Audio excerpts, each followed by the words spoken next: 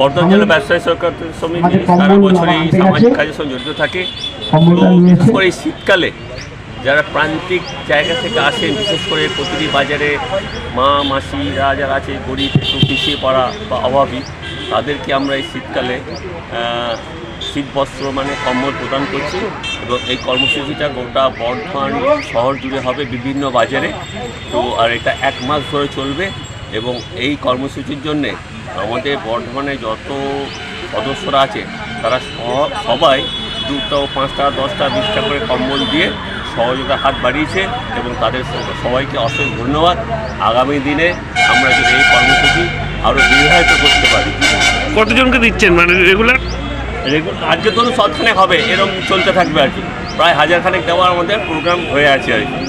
তো সেরকম টাকা উঠেও গেছে বা আমরা সদস্য থেকে প্রতিশ্রুতি পেয়েছি। কোথা কোথা দেওয়া হচ্ছে?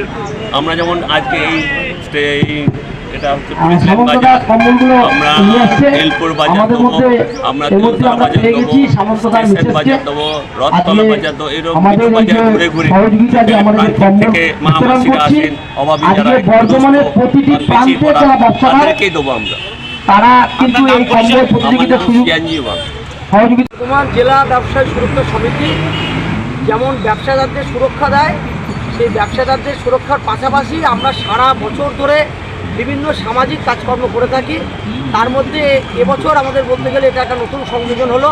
সেটা হচ্ছে আমরা এই শীতকাল যে হারে শীত পড়েছে আপনারা জানেন, এই ঠান্ডা থেকে মানুষকে একটু রেহাই দিতে আমাদের বর্ধমান জেলা ব্যবসায়ী সুরক্ষা সমিতির উদ্যোগে আমরা 1 মাস ব্যাপী একটা কর্মসূচি নিয়েছি।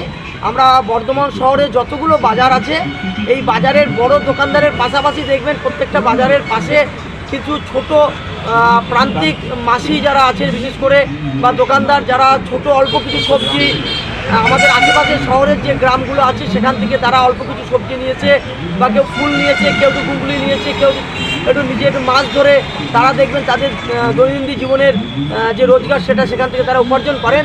তাদের পাশে দাঁড়ানোর আমাদের একটা ক্ষুদ্র প্রচেষ্টা। সেই উদ্যোগের পাশাপাশি আমরা প্রত্যেক বাজারে এই কম্বল বিতরণ কর্মসূচির সূচনা তার আজকে পুলিশ লাইন বাজার দিয়ে সূচনা শুরু করা হলো। আমরা গোটা বর্ধমান শহরে যতগুলো বাজার আছে আমরা মোটামুটি যা হিসাব করেছি 12 থেকে 15টা বাজারকে আমরা এই আগামী 1 মাসের মধ্যে চেষ্টা করব যাতে প্রত্যেকটা বাজারে গিয়ে আমরা এই প্রান্তিক যারা ক্ষুদ্র যারা নিজেদের কর্ম নিজেরা করেন তাদের হাতে একটা করে কম্বল আমরা তুলে দেওয়ার। আজ কতজনকে দিলেন? আজকে এখানে মোটামুটি 100 জনের উপর পুলিশ লাইন বাজারে কম্বল দেওয়া। প্রতি বছরই কি এই অনুষ্ঠান করেন?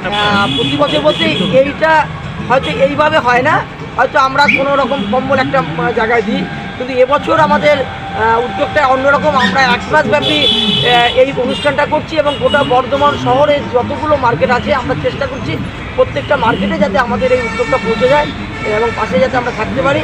এবং এই অনুষ্ঠানে আজকে যে পুলিশ লাইন বাজারে হলো, এখানকার বাজার সমিতি, পুলিশ লাইন বিবেকানন্দ ব্যবসায়ী সমিতি যে আছে সেই সমিতি, তাছাড়াও এখানকার যে মার্কেটগুলো আছে বিশেষ করে বিকে কমপ্লেক্স থেকে শুরু করে আমাদের সিঁদুরগা মার্কেট, প্রত্যেকটা ব্যবসাদার এখানে সহযোগিতা করেছেন। আজকের আমাদের যে অনুষ্ঠান, এই অনুষ্ঠান যেমন এই কম্বলটা আমরা কিন্তু বর্ধমানের প্রতিটা প্রান্তের যারা ব্যবসায়ী আছে আমাদের যে জেনারেল হোয়াটসঅ্যাপ গ্রুপ, সেখানে প্রত্যেকটা ব্যবসাদার তাদের সহযোগিতার কথা জানাচ্ছেন। এবং আজকের এই অনুষ্ঠানটা প্রত্যেকটা এখানকার দোকানদার সহ এখানকার সামন্ত ইলেকট্রনিক্স তিনি বিশেষভাবে সহযোগিতা করেছেন। তাদের সকলের এরকম সহযোগিতা নিয়ে আমরা এই অনুষ্ঠান আজকে এখানে আচ্ছা, কারা কারা উপস্থিত আছেন আজকে? এখানে আমাদের বাজারের যারা দোকানদার তারা তো প্রত্যেকে উপস্থিত ছিলেন। তার পাশাপাশি আমাদের পরিচালন মণ্ডলীর বিশিষ্ট সদস্য যেমন আমাদের মধ্যে উপস্থিত আছেন শ্যামজি ওয়াং, শীর্ষেন্দু সাধু, সুভাষ চন্দ্র বোস থেকে শুরু করে গোপাল দাস থেকে শুরু করে আমাদের বাজার কমিটির বিভিন্ন সদস্যরা এখানে উপস্থিত আছেন। আপনার নাম পরিচয়? আমার নাম সুকান্ত দাস এবং আমাদের মধ্যে উপস্থিত আছেন আমাদের লাইভ মেম্বার অপর্ণা চৌধুরী দিদি উপস্থিত হয়েছেন। প্রত্যেকে মিলে আমরা একটা পরিবার, আমাদের পরিবার মিলে আমরা এই কমিটিটা আজকে এই কমিটির মাধ্যমে আমরা এই অনুষ্ঠানটা সম্পন্ন